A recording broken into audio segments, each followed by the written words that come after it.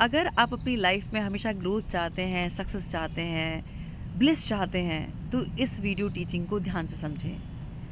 आज हम प्रकांड विद्वान रावण से 4 इंपॉर्टेंट लाइफ लेसन सीखेंगे।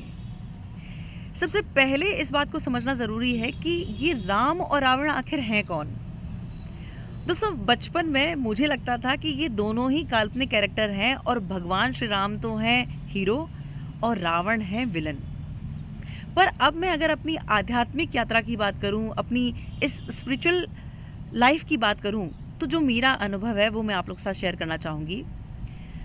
सही मायने में देखा जाए तो राम और रावण बाहर है ही नहीं। राम और रावण हमारे ही भीतर अच्छाई और बुराई के रूप में मौजूद हैं।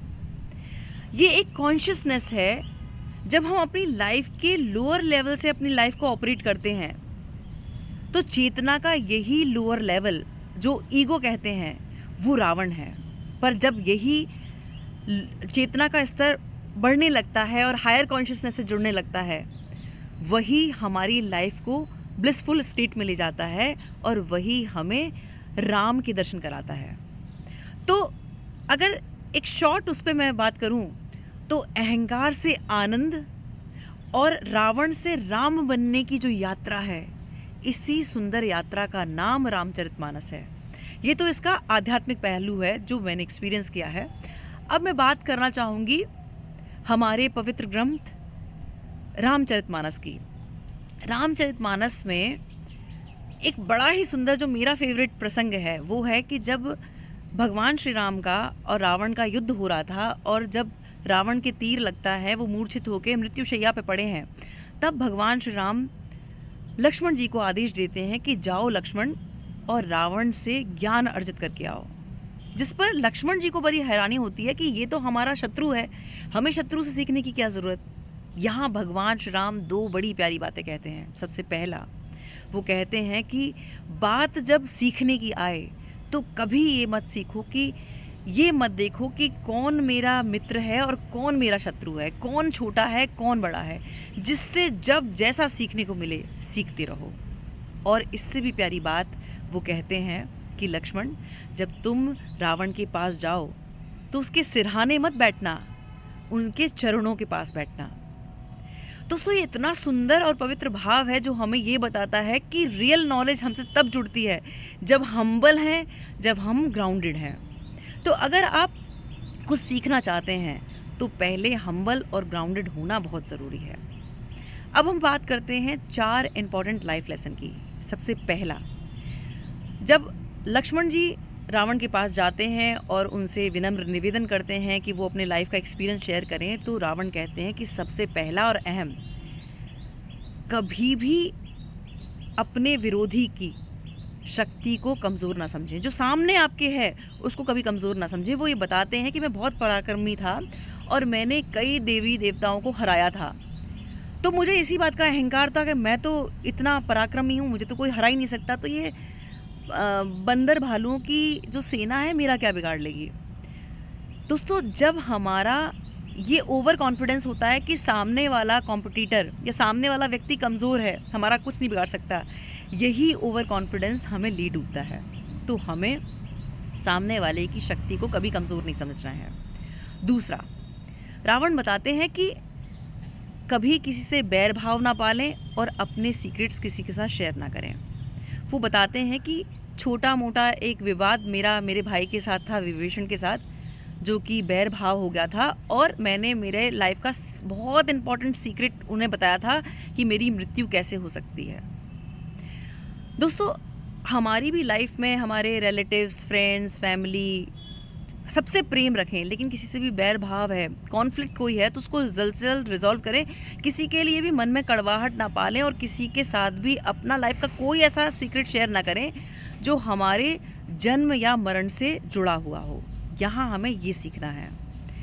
तीसरा है, बहुत सुंदर बात है कि अच्छाई के लिए कल पे ना टालें। कोई अच्छा काम है तो कल पे ना टालें, और बुराई अगर कोई चीज़ है, किसी के साथ कोई कॉन्फ्लिक्ट है, रिवेंज है, तो उस रिवेंज के इरादे से कोई ऐसा काम ना करें कि जिसमें उसे मतलब गलत काम गलत काम को टालें और अच्छाई को जल्द से जल्द करें। रावण ये बताते हैं कि मेरी बहुत सारी लाइफ की प्लानिंग्स थी कि जो मैं करना चाहता था, जो शुभ कार्य थे, वो मैंने कल पे टाल दी कि हाँ कल कर लूँगा। लेकिन मेरी बहन सुपर्णखा जब मुझे आधी अधूरी बात लेके भड़काने के लिए आई तो मैं भड़क गया और युद्ध के लिए तैयार हो गया। हमारी रियल लाइफ में भी ये होता है कि हम कहीं सुनी बातों पर एग्रेसिव हो जाते हैं और लड़ने को तैयार हो जाते हैं, और हमारी लाइफ के कितने इंपॉर्टेंट गोल्स हैं जो हम इस बात पर टाल देते हैं कि वो हम कल कर लेंगे। यहाँ हमें ये ध्यान रखना है कि हमारा कल कब काल बन जाए हमें नहीं पता, क्योंकि अगले पल हमारे लिए क्या लेके आएगा हमें नहीं पता है। इसलिए शुभ कार्य को कल पे कभी ना टालें, जितना जल्दी हो वो आज ही पूरा करने का प्रयास करें। और चौथा जो सबसे इम्पॉर्टेंट है और मेरा फेवरेट है कि आपकी अगर जिसमें श्रद्धा भक्ति है, एक भगवान, एक धर्मगुरु, एक आचार्य, उसमें अपनी जो विश्वास है उसे प्रगाढ़ रखें। आज मैंने देखा है, जो कि बहुत दुर्भाग्य है, कि जैसे बिल गेट्स हैं, फेसबुक के मालिक हैं, नीम करौली बाबा के दर्शन करने चले आए तो अब अंधी भक्ति शुरू हो गई, उनका प्रताप माना जाने लगा। अभी विराट कोहली जी प्रेमानंद जी महाराज के दर्शन करके आए तो सब वहाँ जाने लगे। कहने का मतलब ये है कि जो ये साधु संत हैं, इन्होंने बहुत तप के साथ अपना जीवन बनाया है, तो उनके प्रति पहले श्रद्धा भाव होना चाहिए। ये नहीं होना चाहिए कि अभी सोशल मीडिया पे कौन वायरल है और कौन ट्रेंड में है, इस तरह का नहीं। भगवान के लिए भी यही होता है, कभी किसी के कि मेरी तो शिव जी में अपार भक्ति है, कभी अब जय श्री राम का नारा लग रहा है तो अब सब भगवान श्री राम के हो गए, कभी कन्हैया के हो गए, वो नहीं।